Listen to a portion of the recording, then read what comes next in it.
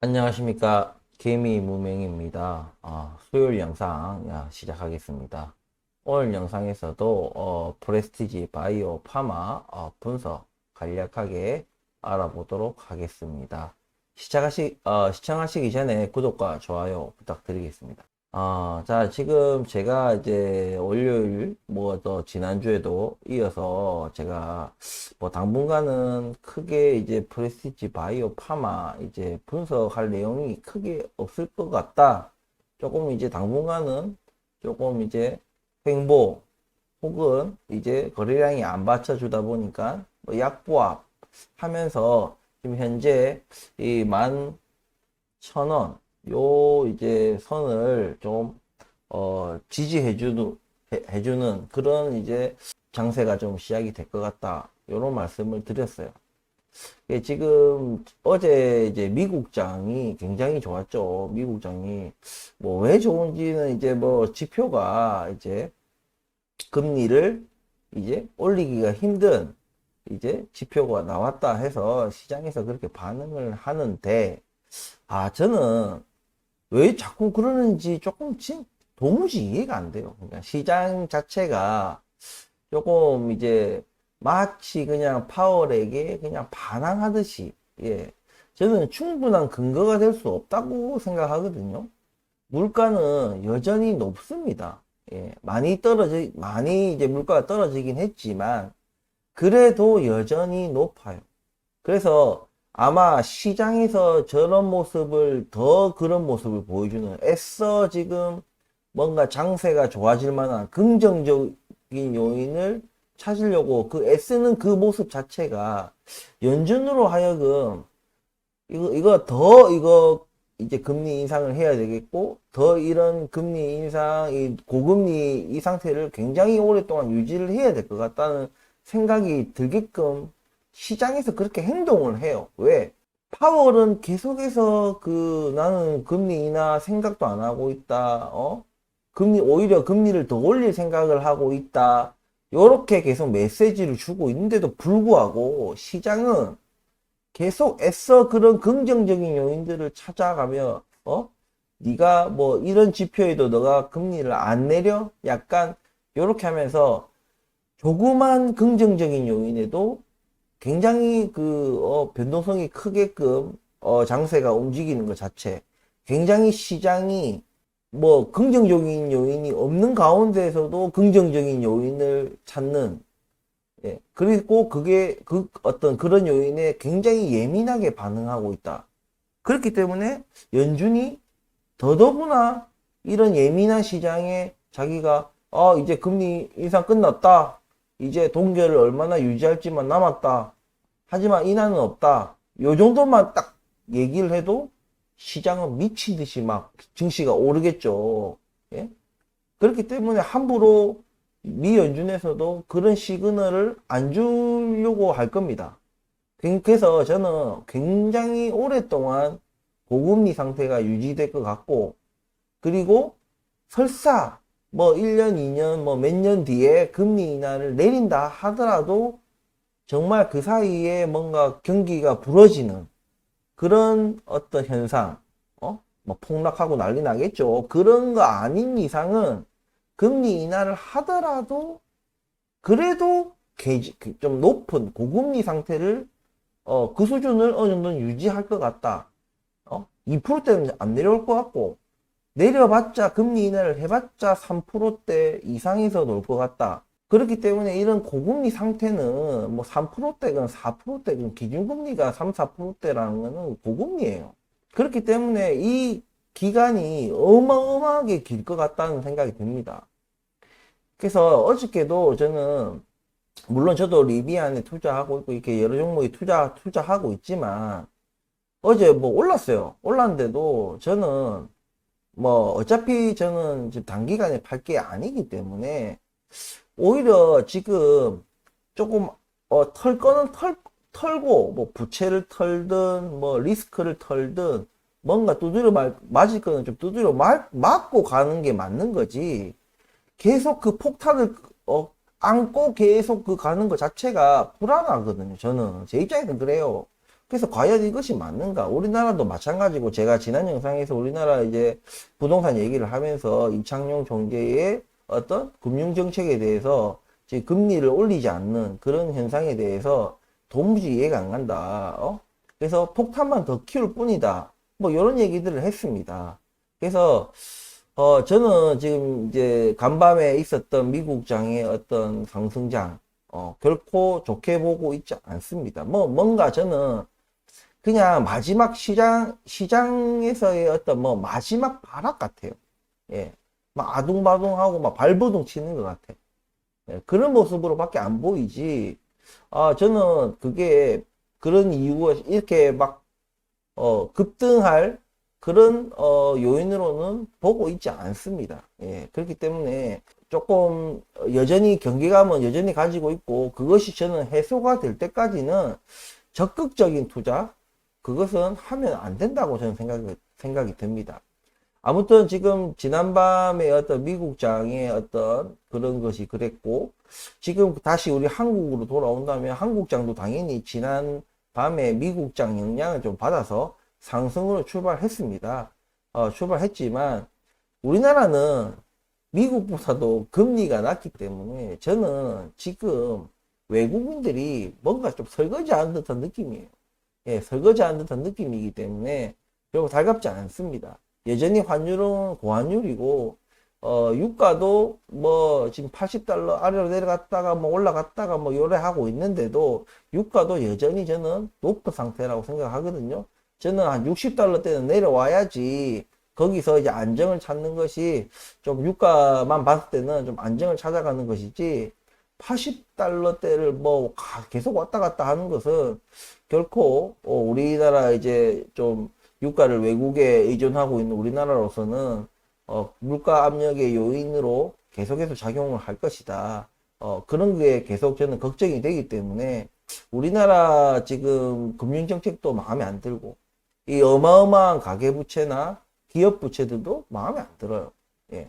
뭐 내가 마음에 들도 안 들도 네가 뭔 상관인데 라고 생각하실 수 있겠지만 어쨌든 저는 투자하고 있는 사람으로서 그런 리스크에 대해서 내가 굳이 고점에 뭔가 분위기만 딱 보고 괜히 뭐 테마주나 이런 거 올라탔다가 온팡 덤탱이 있으면 수십 년 간다 했어요. 진짜 잘못 올라탔다 하면은 최근에 뭐 AI 양자 컴퓨터 뭐 또 전기차 배터리 뭐 또 초전도체 요런 거 테마 타다가는 진짜 온팡 씁니다. 진짜 제가 계속 경고하고 있어요.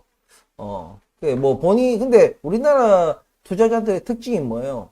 투자해서 돈 벌면 다 내 거. 아싸, 이거 내가 잘해서 그런 거고, 만약에 폭락하고 망하면 어떻게 돼요?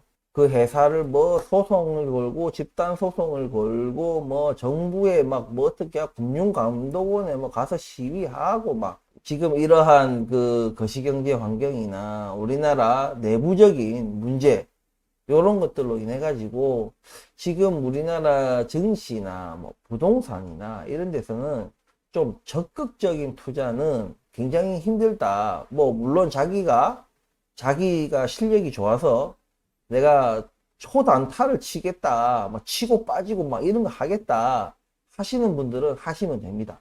자신 있으니까. 자신 있으신 분들은 초단타 치시면 돼요. 예. 하지만 우리 일반적으로는 우리 장기 투자하시는 저와 같이 장기 투자하시는 분들은 긴 안목으로 봤을 때는 아직까지 그러한 리스크가 전혀 지금 좀 털어진 그런 상황이 아니기 때문에 그건 언제 터져도 터집니다. 터지는데 언제 터지냐가 문제지. 그렇기 때문에 그것이 어렵기 때문에 뭘 언제 정확하게 언젠데라고 우리가 맞추면 알고 있으면 우리는 신이고 당연히 뭐 투자했다가 그 시기를 정확하게 알고 있기 때문에 빠지면 되는 것이죠. 예. 하지만 우리는 신이 아니고 그게 언젠지 정확하게 알 수가 없기 때문에 섣불리 투자해서는 안 된다. 다만 제가 느낌적인 느낌으로 생각했을 때는 내년 총선 이후에 터지지 않을까. 왜냐하면 내년 총선 이후에 이제 정치적으로도 자기들이 지금 이런 어마어마한 가계부채를 보호할 이유가 가장 약할 때가 선거 직후입니다. 선거 직후.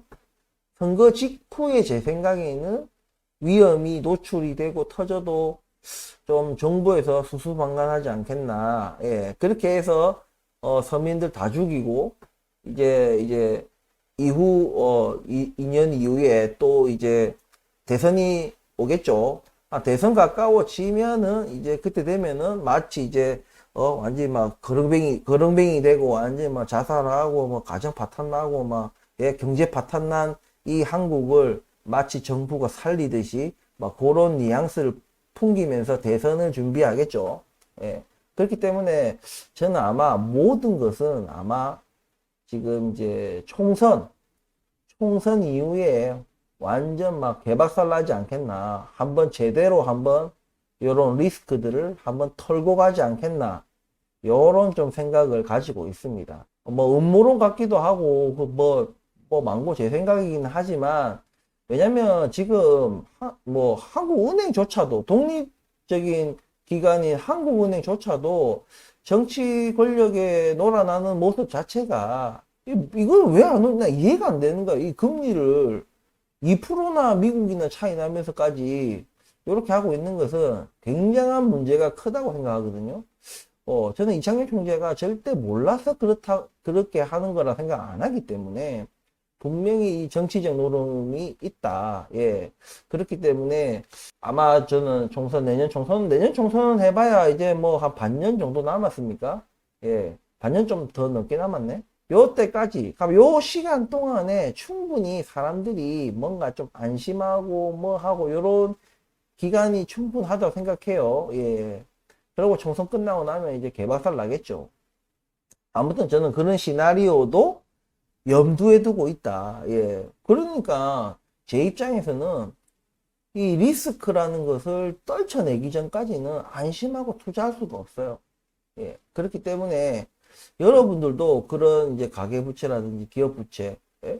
그런 거 환율, 물가, 요런 거 감안하셔가지고 이 어떤 투자 계획을 잡으시고 투자를 만약에 저와 결을 달리하여 장기 투자를 하신다 하면 중간에 안 빼도 되는 돈, 그런 돈으로 하셔야 되고 절대 대출을 절대 안 되십니다. B2 이런 거 절대 안 되십니다.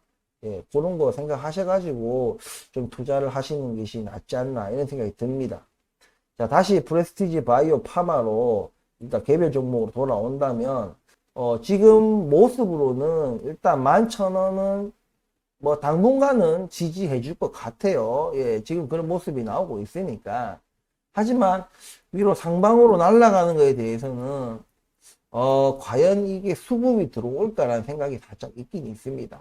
그래서 아직도 저는 아까 앞서 말씀드린 어떤 이런 거시경제 환경이나 그리고 소외주고 수급이 돌지 않고 자금이 빠져나가는 그런 환경으로 인해 가지고 이런 소외주까지 우리가 수급으로 들어오려면 어떤 강력한 재료가 있어야 된다. 그런 강력한 재료가 없이는 그냥 우리 거시경제 지수가 상승하는 것에 따라서 우리가 같이 올라가는 것은 조금 기대하기가 힘들다. 저는 이렇게 보고 있습니다. 그래서 당분간은 계속해서 좀 횡보하는 모습을 보이되 그래도 11,000원은 우짜둥둥 좀 유지를 할 것이고 만약에 이 11,000원이 조금 아래로 무너진다 하면은 밑에 여기 이동평균선 있죠. 예, 여기 이동평균선 정도를 여러분들 지지할 걸로 생각하시면 돼요. 지금 밑에 이동평균선 이게 보시면은 61선, 121선이에요. 61선, 121선이 한 17,000원? 예, 1,650원, 1,700원 정도의 이제 이동평균선이 만들어지고 있어요. 물론 이게 시간이 흐르면 찌끔찌끔 오르겠죠. 찌끔찌끔 오르겠지만 요 정도까지 조금 생각을 하시고 1,650원, 1,700원까지 조금 생각을 하시고 지금 이제 당분간은 조금은 횡보하는 모습, 주가가 조금씩 오르더라도 우리가 생각하는 그런 상방으로 가는 그런 상승은 아니다. 왜? 거래량이 없어요. 예. 이렇게 뭐 어제 미국 장도 좋고 했는데도 오늘 보세요. 지금 시간이 10시 반인데 지금 만주 이제 만주 점점점 거래량이 너무 안 나옵니다. 예. 그렇기 때문에 좀 강력한 재료가 나오기 전까지는 지금 우리 예고된 강력한 재료는 뭐예요? 내년 초에요. 내년 초에 허셉텐 바이오 시밀러입니다. 그전에는 강력하다고 얘기할 정도의 재료가 과연 있을까라는 생각이 들어요. 뭐 췌장암이라든지 다른 바이오 시밀러라든지 이게 강력한가? 그리고 최근에 이제 캔서 문샷 관련해서도 이게 우리나라 뭐 캔서 문샷 뭔지 모르잖아. 예, 뭔지 몰라요, 잘. 그런데 일단은 거기에 뭐 우리나라 업체 한두 업체만 있으면 그래도 뭔가 좀 희소성이 있는데 이놈 저놈 다 거기 멤버로 합류하니까 캔서 문샷발 뭔가 긍정적인 영향들이 싹 사라졌어. 싹 사라지고 그냥 이거 뭐 개나 소나 뭐 다 뭐 멤버 합류네. 요래 되는 것 같아요. 예. 그렇기 때문에 좀 캔서 문샷 관련해서도 뭔가 주가의 긍정적인 요인을 기대하기는 좀 당분간은 힘들지 않겠나. 모르겠어요. 지금 캔서 문샷이 이제 초기라서 일단은 막 인원 전원 다 받고 뭐 중간에 결과나 뭐 얘네들이 뭐 진행사항 여러 가지들을 보면서 뭐 멤버에서 빼든지. 근데 이게 웃긴 게 뭐냐면 캔서 문샷 멤버로 합류했다고 해가지고 주가가 크게 오른 것도 아니야. 근데 나중에 캔서 문샷 그 멤버에서 빠지잖아요. 또 주가 폭락할 수도 있는 거예요. 이게 주가가 웃긴 겁니다. 예. 그런 것들, 지금은, 당장은 요 주가를 뭔가 확 띄울 만큼의, 요인이 찾기가 좀 힘든 상황이다. 그래서 제가 미리 앞서 예고해드린 대로 좀 당분간은 좀 지리한 장세, 그리고 거래량이 계속해서 조금 바닥을 기는 이때와 같은 거래량이 안 나온다. 거래량이 안 나오면 주가가 너무 올라갈 수가 없어요. 설사 주가가 오른다 하더라도 거래량 없이 오른 주가는 뭐다? 무의미하다. 예, 이런 얘기들을 계속 했어요. 물론 주가가 내리는 것도 무의미합니다. 거래량 없이 오르고 내리고 하는 것은 의미가 없는 거다. 이렇게 보시면 된다고 말씀을 드렸습니다. 그래서 지금은 여러분들이 무슨 얘기를 듣고 싶어 하고 뭐 이런 거는 저도 이해하지만 제가 뭐 여러분 듣고 싶은 얘기를 하려고 하는 방송은 아니지 않습니까? 그러니까 우리 좀 현실을 직시하고 일단 우리가 롱런을 하기 위해서는 또 지금 리스크 관리 차원에서 뭐 그런 것들을 잘 관리해서 예, 우리가 후위를 좀 도모하는 그런 좀 시기가 아닌가 이런 생각이 듭니다. 그래서 프레스티지 바이오파마 이제 지금 투자하고 계시는 분들, 우리 구독자분들, 시청자분들, 좀 당분간은 그런 측면에서 좀 보수적으로 좀 투자를 좀 접근을 하셔야 될 것 같습니다. 그 전에 뭐 어떤 신호가 있겠죠. 신호가 없더라도 이제 아까 말씀드린 대로 재료가 큰 게 터진다 하면 오를 수 있겠지만 크게 터질 만큼의 재료가 당분간은 없는 걸로 저는 알고 있습니다. 일단 제가 우리 개미들이 접할 수 있는 정보 접근성을 생각해 봤을 때는 우리가 그게 한계인 거예요.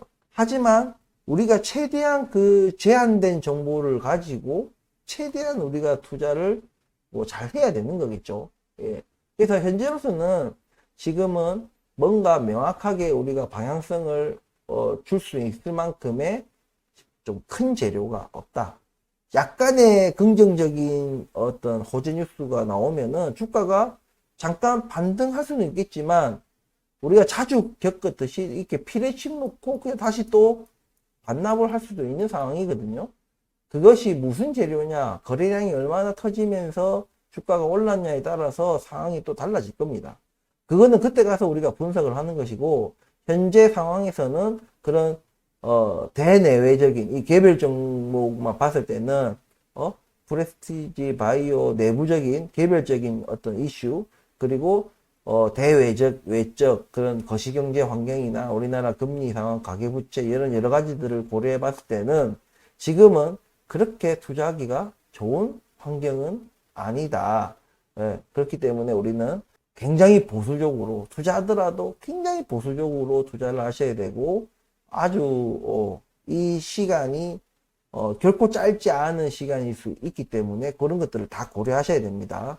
힘들 거예요. 예, 많이 힘드실 겁니다. 힘드실 거고, 저도 뭐 다이나믹한 그런 장세가 재밌지, 이렇게 뭐 오르지도 않고 떨어지지도 않고 막 이렇게 좀 지지부진한 이런 상황은 더 우리 투자자들로 하여금 더 힘들게 만드는 요인이기도 합니다.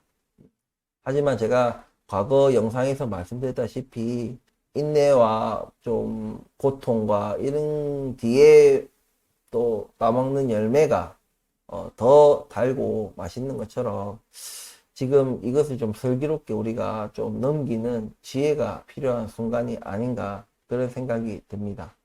오늘도 뭐 그닥 뭐 월요일이나 지난주 영상이나 제가 미리 사전 예고했듯이 크게 다를 바 없는 분석 내용이지만 그래도 투자 판단하시는데 도움이 되셨으면 좋겠습니다. 그리고 또 금요일 날 또 영상으로 찾아뵙도록 하겠습니다. 영상 끝까지 시청해 주셔서 감사합니다.